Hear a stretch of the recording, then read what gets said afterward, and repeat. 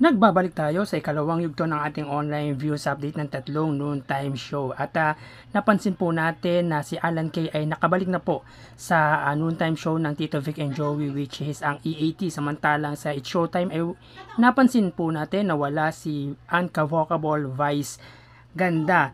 So, yung co-host ba ng It's Showtime ay kaya bang paangatin ang show online? O ang pagbabalik ba ni Alan Kay sa E80 ang magpapataas sa viewership ng nasabing noontime show? So bago natin simulan ang ikalawang yugto ng ating online views update ng tatlong noontime show ay pakisubscribe ang aking YouTube channel, pakiclick ang bell notification icon para lagi kayong updated sa mga bagong video na ilalabas ko. So tara ating unahin ang Facebook Live ng tatlong noontime show para sa Eat Bulaga Under Tape Incorporated Facebook page na may 309k followers, sa E80 Under TVJ Facebook page na may 1.8 million followers, at sa It's Showtime na may 16 million followers. So as of 1:41 PM, ang Eat Bulaga ay may kasalukuyang 389 live viewers, samantalang ang E80 ay mayroong 6.1k live viewers at ang It's Showtime ay may 3.6k live viewers. So click po natin yan para to make sure kung may pagbabago ba. So tara. Ang Eat Bulaga ay mayroong 398 live viewers.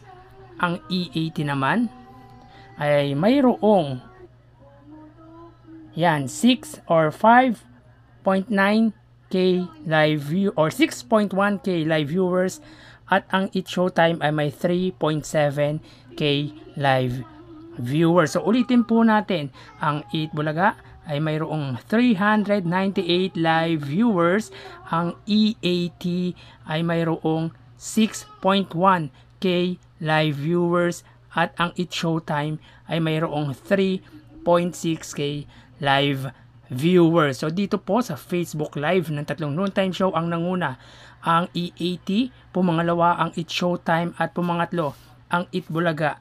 So mapunta naman po tayo sa YouTube channel ng tatlong noontime show at uunahin po natin ang YouTube channel ng mga TV station or TV network.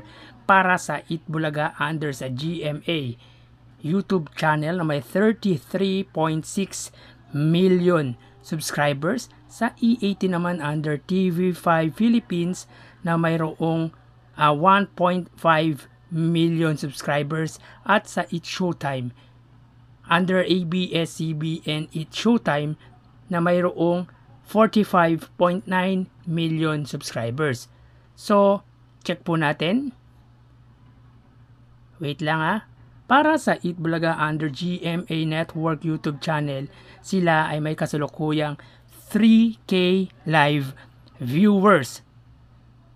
Ang E80 under TV5 Philippines ay may kasalukuyang 46k live viewers, at ang It's Showtime under ABS-CBN Entertainment ay may kasalukuyang 74k live viewers. So ulitin po natin, as of 1:44, ang Eat Bulaga ay may 3k live viewers.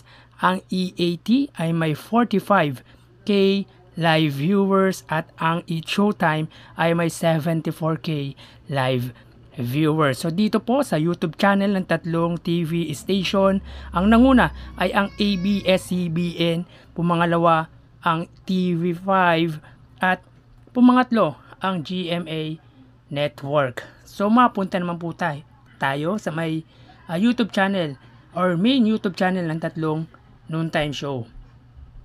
Para sa Eat Bulaga under Eat Bulaga YouTube channel na may 528 million subscribers. Ang E80 naman under naman sa kanilang main channel na mayroong mamaya na natin check kung ilan na yung subscribers nila. At sa It's Showtime na mayroong 1.93 million subscribers under ABS-CBN It's Showtime. As of 1:45, ang Eat Bulaga ay may kasalukuyang 1.4k live viewers. Ang E80 ay may kasalukuyang Ang E80 ay may kasalukuyang 43k live viewers, at ang It's Showtime ay may kasalukuyang 26k live viewers. So ulitin po natin, as of 1:45 ang Eat Bulaga Under sa kanilang main channel ay mayroong 1.4k live viewers or 1.5. Yan, 1.5 para ano. Ang E80 naman ay may 42k live viewers at ang Eat Showtime ay may 26k. Bali sa main channel ng tatlong noontime show, ang nanguna ay ang E80 ng Tito Vic and Joey, pumangalawa ang Eat Showtime at pumangatlo ang Eat Bulaga. Ang total po na nakuha ng online viewership ng tatlong noontime show para sa Eat Bulaga under GMA Network, sila ay may 4.5k live viewers. Ang E80 naman under TV5 Philippines may 45 plus 42, sila ay may 87k live viewers. At ang Eat Showtime under ABS-CBN Entertainment may 74 plus 26, sila ay may total na 100k live viewers. So ulitin po natin, ang Eat Bulaga ay mayroong 4.5k live viewers. Ang E80 or E80 ay mayroong 87k live viewers at ang Eat Showtime ay may 100k live viewers. Overall na po yun, total lang sa kanilang YouTube channel. So yan po ang lumalabas sa kanilang online viewership as of 1:47. At mamaya magbabalik po tayo sa huling yugto ng ating online views update ng tatlong noontime show. Magpapaalam po muna ako. Mag-ingat po tayo.